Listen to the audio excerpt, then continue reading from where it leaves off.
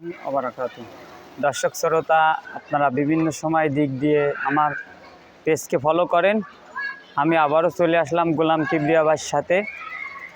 অধ্যাপক সিদ্দিকিয়া কামিল মাদ্রাসার উদ্যোগে 2 দিন ব্যাপী তাফসিরুল কোরআন মাহফিলের আজকে লাস্টের দিন।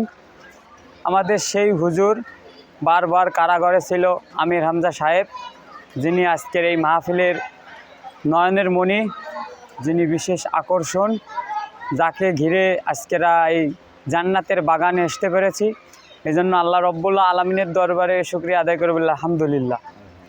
মানুষের আমাগম আমরা দেখতে পাচ্ছি, হাজারো জনতা আমির হামজা সাহেবের মাহফিলকে কেন্দ্র করে এগুলো সাজানো হয়েছে। আপনারা মানুষের আমাগম দেখতে পারবেন।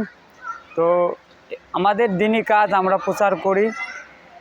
আর গোলাম কিবরিয়া ভাইকে যদি ভালো লাগে, ভালোবাসা দিয়ে দিন প্রচারের সাথে চ্যানেলটিকে সাবস্ক্রাইব যারা করেছেন অসংখ্য ধন্যবাদ।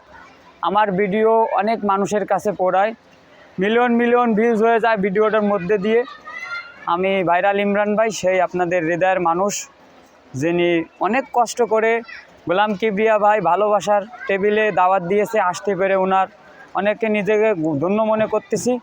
দর্শক, আমার সামনে এই ভাই দাঁড়িয়ে আছে, বসে আছে আমার সামনে, শুকুর আলী, পাইকগাছার থেকে হুজুরের মাহফিল শুনতে আসছে। এই 3-4 বছর ইন্টারনেট ইউটিউবেই ওয়াজ শোনে। সেই মানুষটারে দেখার জন্য কোরআনের প্রেমে, কোরআনের ভালোবাসায় আমরা আসছি। শুকুর ভাইও আসছে, আইসে বলছে ভাই আপনার সাথে যদি একটু সাক্ষাতে কথা বলতে পারতাম, নিজেকে ধন্য মনে করতাম। তো আমি যেই জায়গায় দাঁড়িয়ে আছি, কোরআনের পাখি আল্লামা দেলোয়ার হোসেন সাইদির একটা স্বপ্ন ছিল এই মাদ্রাসাটাকে প্রতিষ্ঠিত করার।